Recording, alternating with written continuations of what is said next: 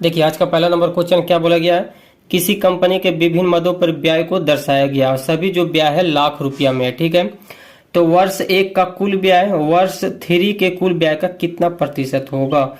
तो पहले वर्ष का पहले ब्याज निकाल लें, पहले वर्ष का ब्याज निकालिएगा। तो क्या करना है, वर्ष 1 का यानी कि 200, 10, 70 और 20 को जोड़ देना है, तो ये हो जाएगा 300।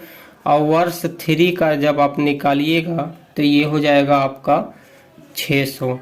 तो वर्ष 1 का वर्ष 1 का कुल ब्याज वर्ष 3 के कुल ब्याज का कितना प्रतिशत है। तो आपको कुछ नहीं करना है, 300/600 प्रतिशत के लिए 100 से गुना कर दीजिए, ये कट जाएगा आपका 2 बार में, और 2 से 100 कट जाता है आपका 50 बार में। तो ये कितना हो जाएगा, 50% इसका आंसर हो जाएगा। वहाँ एक ड्रेस पार्टी का आयोजन कर रही है, वह कुल अनुमानित व्यय मतलब खर्च को निम्न 5 मदों में दिए गए टेबल के अनुसार निर्धारित करती है। तो आप टेबल में देख रहे हैं कि एक तरफ दिया हुआ है व्यय की मदें यानी खर्च की मदें, और परसेंटेज खर्च आपका एक तरफ दिया हुआ है। ठीक है, कहा गया है यदि वह 850 मद 3 पद व्यय करती है। देखिए क्या बोला है कि 850 3 मद व्यय करती है, तो 3 मद का व्यय कितना है, 10%, ये हो जाएगा 10। ठीक है, आगे बोला है तो मद 2 का और मद 5 का, ठीक है, उसका कुल व्यय कितना होगा। यानी कि 2 और 5 का व्यय खर्च पूछा गया, तो जो पूछा गया आपको उसको गुना कर देना है। तो 2 का कितना है, ये 20 है। ठीक है, अब 5 का कितना है, तो 15 है। तो दोनों को जोड़ने पे क्या आ जाएगा, ये 35। तो 35 से आपको गुना कर देना है। जब इसे कैलकुलेशन कीजिएगा 85 को 35 से जब गुना कीजिएगा तो ये हो जाएगा 2975 रुपया। इस क्वेश्चन का आंसर हो जाएगा। पवन ने एक वस्तु 12.5% की हानि पे बेच दी। ठीक है, यदि उसने वह वस्तु 56 रुपया अधिक में बेची होती तो उसे 22.5% का लाभ प्राप्त हुआ होता। तो 25% लाभ प्राप्त करने के लिए इस वस्तु का विक्रय मूल्य कितना होना चाहिए। ठीक है, कहा गया है जैसे एक पवन नाम का लड़का है जो कोई भी वस्तु को, जैसे ये पेन को, वो 12.5% की हानि पे बेच देता है।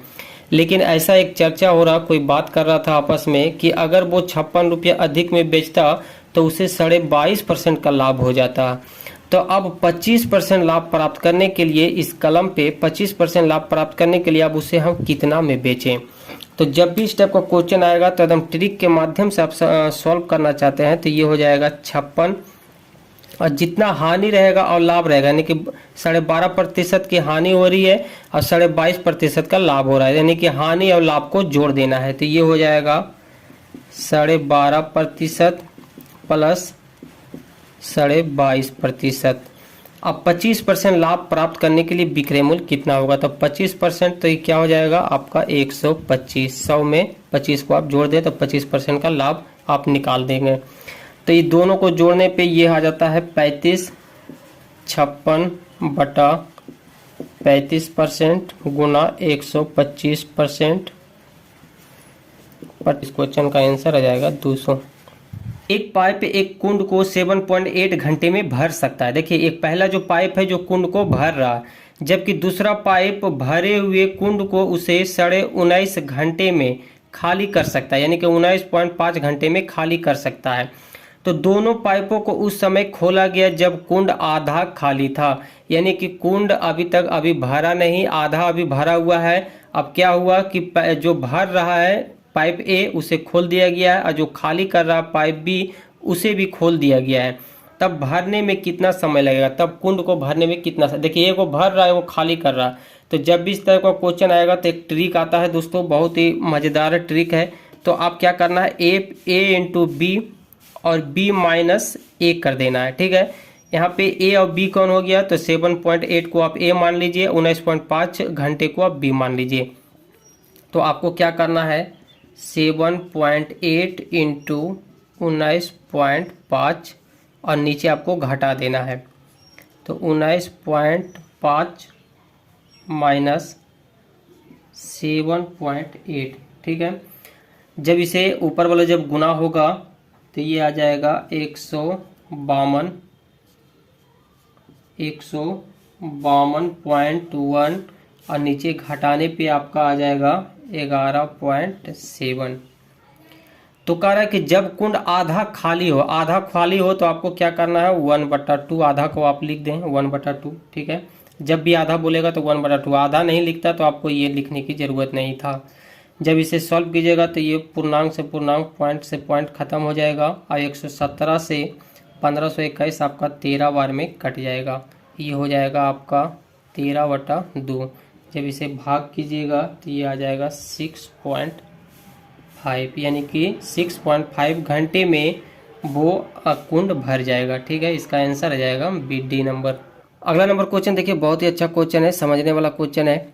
ए और बी मिलकर एक काम को 15 दिन में पूरा कर सकते हैं। देखिए ए और बी किसी काम को वो 15 दिन में पूरा कर सकते हैं, जबकि ए अकेला उस काम को, अब कह रहा है कि ए है जो 18.75 दिन में पूरा कर सकता है।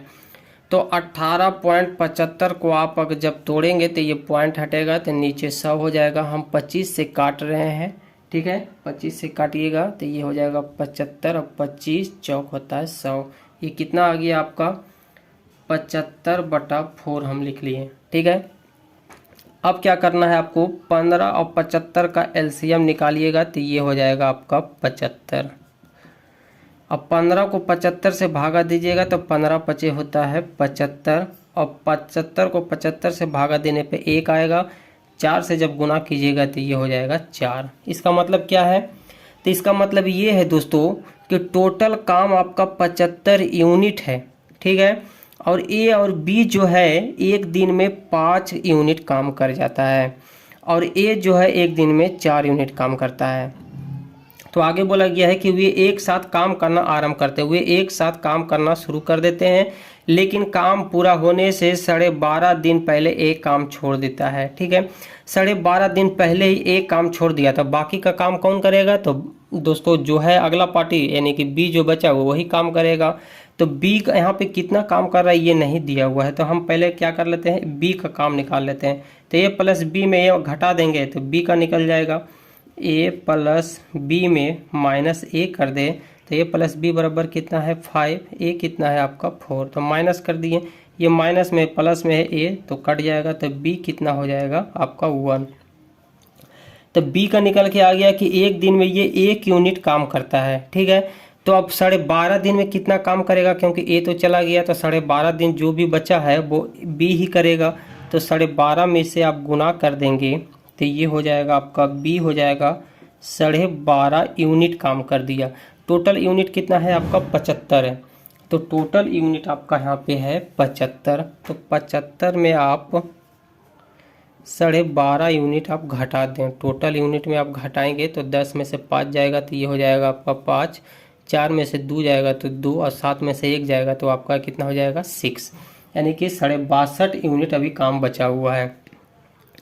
अब आगे बोला है कि ए और बी ने एक साथ कितने दिनों तक काम किया, तो 62.5 यूनिट ही दोनों साथ मिलकर काम किया, क्योंकि इस बी का काम जितना भी था तो हम माइनस कर दिए, हटा दिए बी का काम।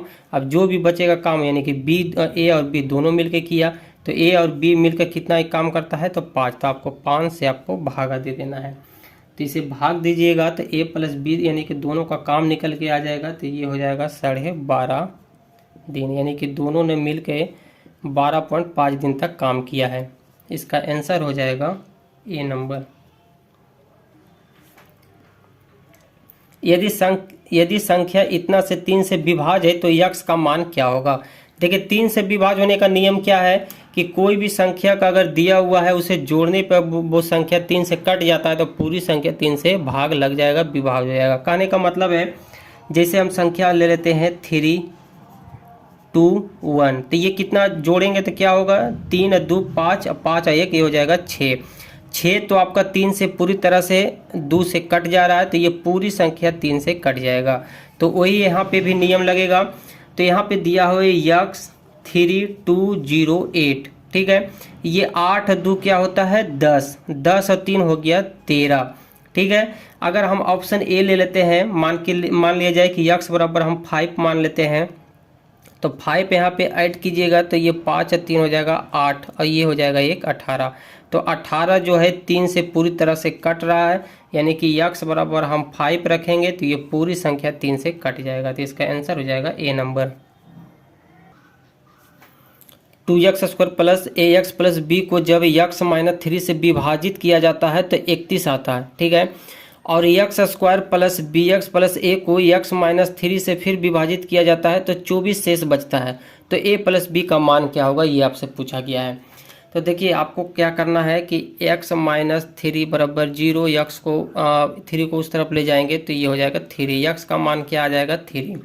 तो ये दिया हुआ है 2x² plus ax plus B बराबर कितना आता है शेष, तो 31 आता है। x का मान कितना रखना है, 3 रखना है।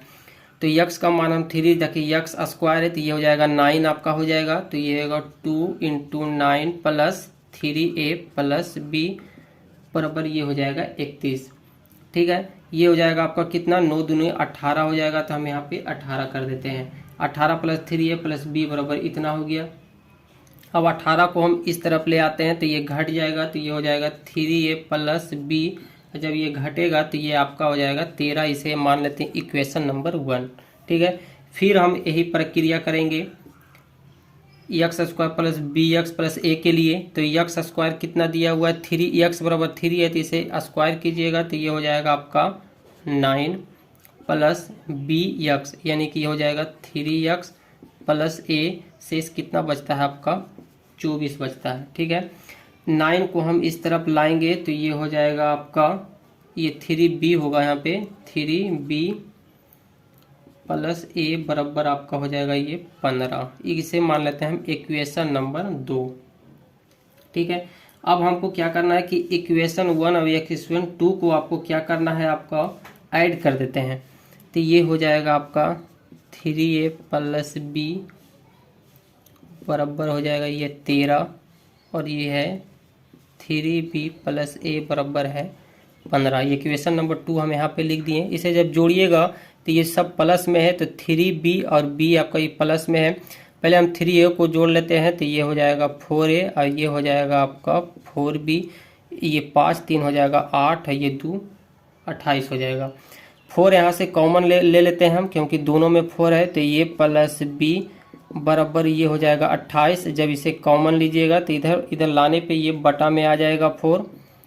जब इसे सॉल्व कीजिएगा तो ये हो जाएगा आपका 7, क्योंकि 7 चौक 28 होता है। तो a प्लस बी का मान क्या निकल के आ गया 7, तो इसका आंसर हो जाएगा। देखिए अगला नंबर क्वेश्चन है, बहुत ही इंपॉर्टेंट और समझने वाला क्वेश्चन है। नहीं समझिएगा तो इस क्वेश्चन को आप नहीं बना पाइएगा। जैसे दिया हुआ है घनों की कोरों की लंबाई का योग वर्ग के परिमाप का 3/5 है, ठीक है।